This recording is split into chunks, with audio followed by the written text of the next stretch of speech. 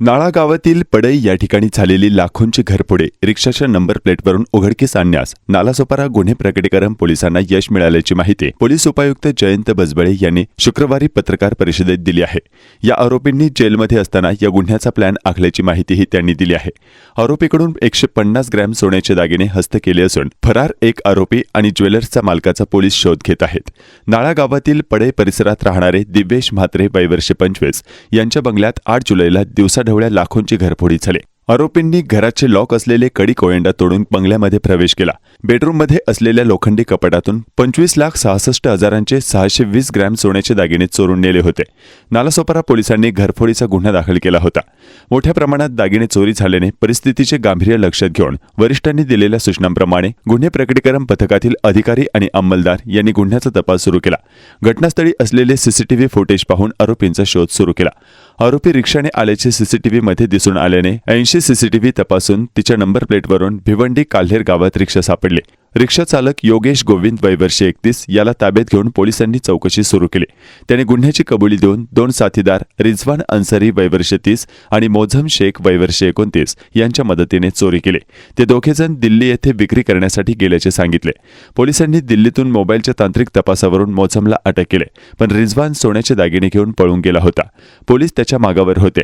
3 जानेवारीला दाढी व केस वाढवून कानाला मफलर गुंडाळून अस्तित्व लपवत रिक्षा चालवताना पोलिसांनी नोएडा येथून त्याला पकडले। त्याच्याकडे चौकशी केल्यावर गुन्ह्यातील 11,25,000चे 150 ग्रॅम सोन्याचे दागिने हस्तगत करण्यात आले। रिजवानकडून पोलिसांनी अजून 2 गुन्ह्याची उकल केली आहे।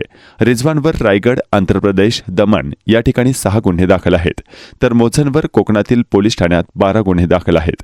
सदरची कामगिरी पोलीस आयुक्त मधुकर पांडेय, अप्पर पोलीस आयुक्त दत्तात्रय शिंदे, पोलीस उपायुक्त जयंत बजबळे, सहाय्यक पोलीस आयुक्त विजय लगारे यांच्या मार्गदर्शनाखाली वरिष्ठ पोलीस निरीक्षक विशाल दळवे, गुन्हे प्रकटीकरण शाखेचे सह पोलीस निरीक्षक राजेंद्र चंदनकर, पोलीस उपनिरीक्षक योगेश मोरे, पोलीस हवालदार प्रशांत साळुंके, अमोल तटकरे, कल्याण बाजकर, राजेश नाटुलकर, प्रेम घोडेराव, प्रताप शिंदे, बाबा बनसोडे, सोहेल शेख यांनी केली आहे।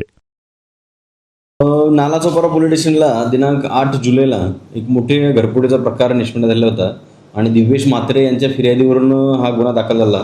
याच्यामध्ये जवळपास 62 तोळं सोनं चोरीला गेलं होतं। घर बंद होतं आणि बंद घराचा दरवाजा तोडून लॉक तोडून चोर आत घुसल्यानंतर त्यांनी आतले कपाटं वगैरे तोडून जवळपास 62 तोळे वजनाचा जो काही मुद्देमाल आहे हा नेलेला होता। याच्यामध्ये आमच्या टीमनी कंटिन्यू प्रयत्न करून त्या गुन्ह्यात वापरलेली रिक्षा आयडेंटिफाय केली। हे रिक्षाचा ट्रेस करत आपले लोक भिवंडीपर्यंत गेले, मूळ मालक शोधला आणि त्याच्यानंतर त्या रिक्षावाल्याला ताब्यात घेतल्यानं आपल्याला इतर 4-5 आरोपींची नावं निष्पन्न झाली आणि जवळपास 4-5 महिने कंटिन्यू आपले लोक त्याच्या फॉलोअपमध्ये होते। पहिल्या इनिशियली सुरुवातीला आपण पहिल्या 2-4 दिवसामध्ये 2 आरोपी अटक केले होते, 3 आरोपी। त्यानंतर जानेवारीमध्ये आपल्या 2 तारखेला 1 आरोपी अटक केला आणि 3 तारखेला असे एकूण 4 आरोपी अटक केले आहेत। 2 अजून पाहिजे आरोपी आहेत आणि अटक केलेल्या 4 आरोपींच्याकडून जवळपास 15 तोळं वजनाचं सोनं आपण जप्त केलेलं आहे। हे जे काही आरोपी आहेत हे म्हणजे आपल्या पूर्ण देशभरामध्ये गुन्हे करतात। आता आम्हाला जो अभिलेख आम्ही चेक केला त्याच्यामध्ये एका आरोपीवर 5 गुन्हे, त्याच्यामध्ये आंध्र प्रदेश आहे, दीव दमण आहे, या ठिकाणचे पण गुन्हे त्यांच्यावरती दाखल आहेत। त्याचबरोबर दुसरा आरोपी आहे त्याकडे महाराष्ट्रामध्ये 16 गुन्हे दाखल आहेत, महाराष्ट्रामध्ये फक्त। अजून आपण भारतभरावरचे जे काही गुन्हे दाखल आहेत तेही उघडकीस म्हणजे कुठे त्याचा अभिलेख सर्च करतोय।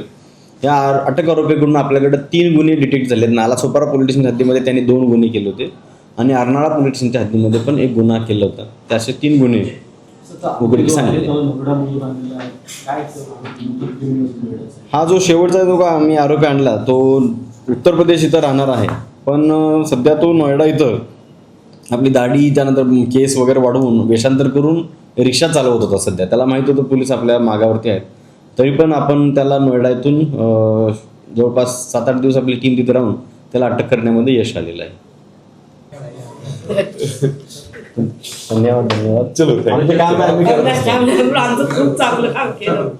अजून बाकी आमचे प्रयत्न चालू आहेत। चलो थोडं तरी रिकवर चलो राहू दे, चलो प्लीज नाही काय नाही, तुमच्या आनंदाचं आमच्यासाठी खूप मोठी शाबासकी आमच्यासाठी होती आमच्यासाठी कामाची। तेवढं सर्व झालं ना, ते पण झालं. होईल होईल सगळं होणार आहे. पोलीस- आपण खूप प्रयत्न खूप करतो. मुलगा नाही, पण शेवटी- यांनी आमची मेहनत जास्त घेतली. आमची टीम काम करते, बघ अजून यश मिळालं तर बरं होऊन जाईल. होणार. मला हेच वाटतं. होय. पहिली बोलवलेलं होती मी देवीला, पहिली भरतीला पण इकडे आली, तिला अच्छा. बोलवलं झोपेतून, अच्छा, तसं हिला घेऊन आली झोपेतून. छान छान. आणि झोपून उठून तिला सांगितलं, भाभी तुझी चैन मिळाली. आईचं नाही, तुझी चैन आणि मिळाली. एवढी झाली गरज